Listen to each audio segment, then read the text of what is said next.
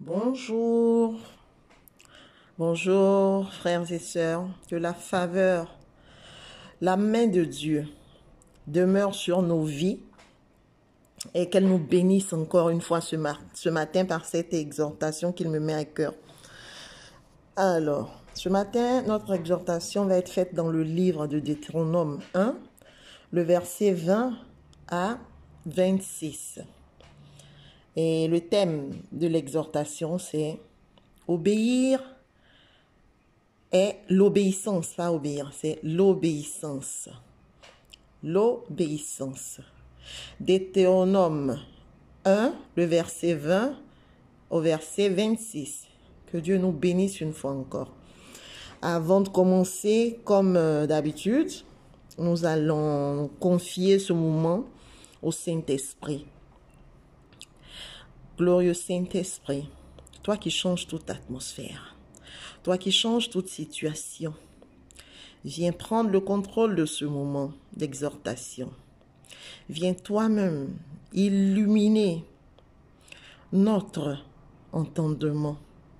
Viens, si j'ai trouvé grâce à tes yeux, me donner une direction. Viens toi-même me mettre les paroles qui feront du bien à quelqu'un. Ces paroles que tu as réservées au travers de cette exhortation pour donner un coup de fraîcheur dans la vie de quelqu'un. Je te remercie et je sais que tu es fidèle et que tu agis pour la gloire du nom de notre Seigneur Jésus-Christ qui est mort à la croix pour que nous soyons sauvés. Amen. Je veux aussi que nous portons chacun en cette journée une prière spéciale pour la situation qui prévaut en ce moment dans toute l'Europe. C'est vrai que peut-être que ce matin, pas forcément ce matin, peut-être que je ne suis pas vue par toute l'Europe, mais je sais que chacun de nous a un parent quelque part. Donc nous allons prier, nous allons demander au sang de Jésus de couvrir ses enfants, nous allons invoquer le sang de Jésus sur les linteaux des portes de ses enfants, afin que la maladie n'y parvienne point. Parce que comme il déclare dans le psaume 91, que 1000 tombent à ta droite et 10 000 à ta gauche, il ne t'arrivera rien, tu ne seras pas atteint. Parce que les anges nous portent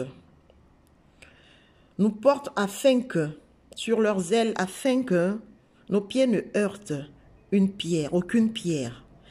Et je sais que le Seigneur veille sur sa parole pour l'accomplir. Si tu y crois, tu verras sa gloire. Donc que chacun prie pour sa propre ville, sa propre vie et pour les parents que nous avons un peu partout. Merci. Notre lecture va commencer. Deutéronome 1, le verset 20 à 26. Merci Seigneur pour ta parole. Bon, moi-même, je ne suis pas encore prête. Ok. Deutéronome 1, le verset 20 à 26.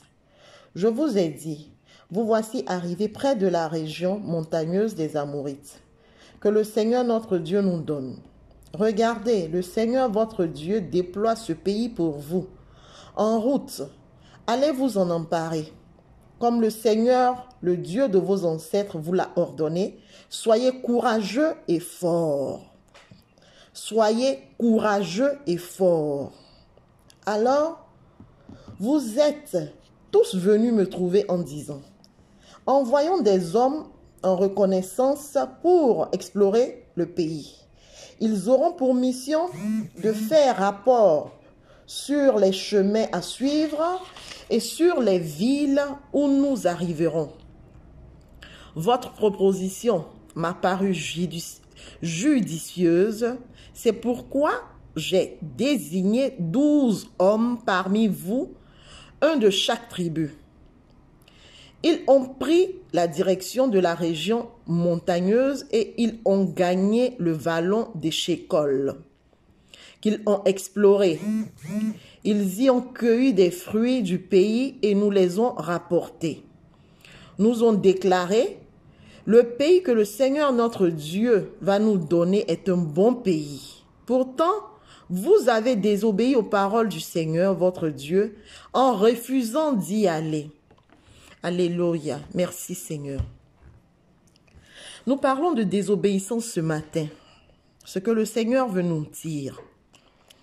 Notre exhortation est portée sur l'obéissance parce que le Seigneur souvent parle à ses enfants. Quand tu lui demandes, en tout cas pas souvent, il parle tous les jours à ses enfants.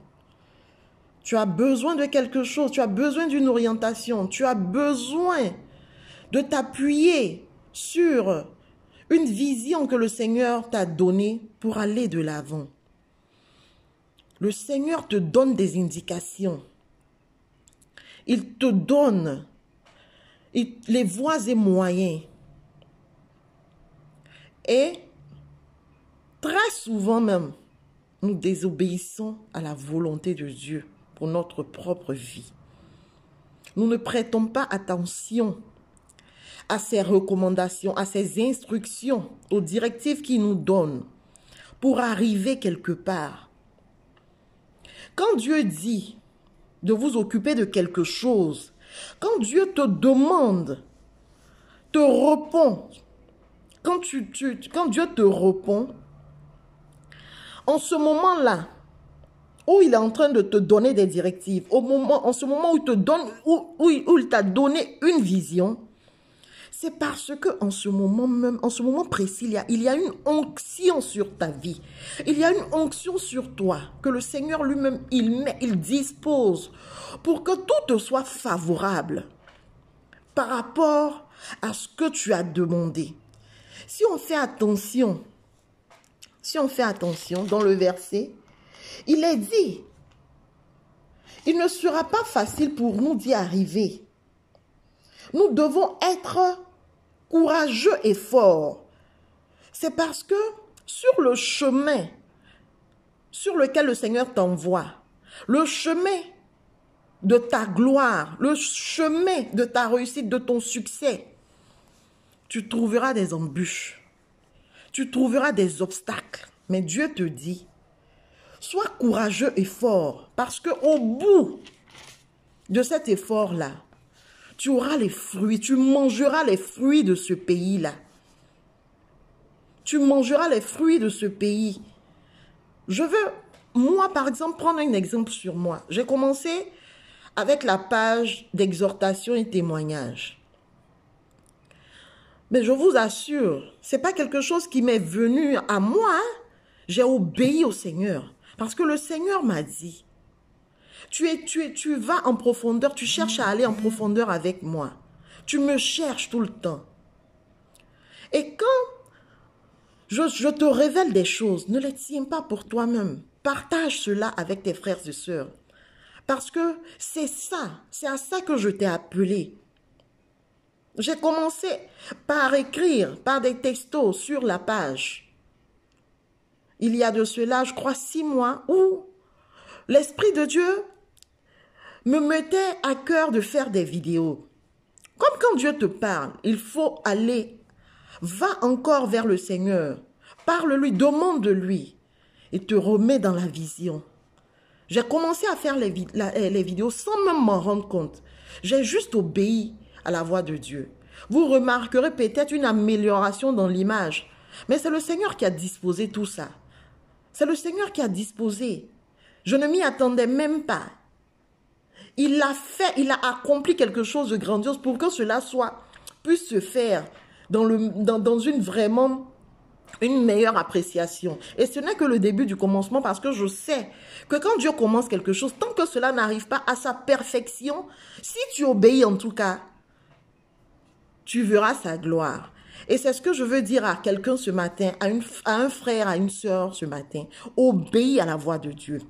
Quand Dieu te met à cœur de faire quelque chose, ne résiste pas, ne sois pas titubant, vas-y à fond, parce que c'est la voix de Dieu. Quand cette chose est bonne surtout, quand c'est pour sa gloire, quand c'est pour l'adorer, quand c'est pour élever son nom surtout, magnifier son nom, n'hésite même pas. Parce qu'il te donnera les moyens. Il te donnera tout pour que tu ailles de gloire en gloire. Tu as son onction sur toi. Utilise-la. Son onction est là. Rends-toi un peu compte.